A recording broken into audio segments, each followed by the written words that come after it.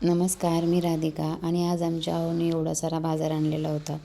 तर तोच मी बाजूला करत होते आणि या कॅरी बॅग सगळ्या बाजूला काढत होते. म्हणजे की या कॅरी बॅग आपल्याला कधीही कामाला येतात. कुणाला काय द्यायचं असेल, काय ठेवायचं असेल तर ते कामाला येतात. त्यामुळे त्या बाजूला काढत होते मी.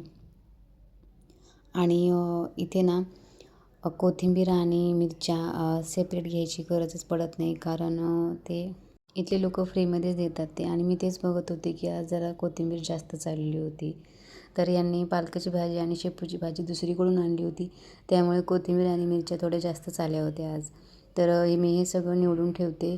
पण शंभू जागा होता, त्यामुळे त्यामुळे मी असंच फ्रीजमध्ये ठेवून दिलं आणि तो झोपल्यानंतर मी हे सगळं निवडून ठेवलं, कारण तो जागा असेल तर माझं काम जास्तच वाढवून ठेवतो कमी करण्यापेक्षा.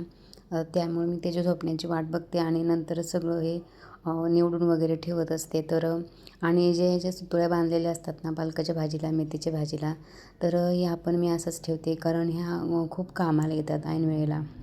तर तुम्ही इथे बघू शकता एवढी सारी कोथिंबीर आलेली होती. आणि आपल्या बायकांना कसं असतं, थोडंसं फ्रीमध्ये भेटलं ना तर खूपच भारी वाटतं. तसंच माझं पण काही झालेलं होतं.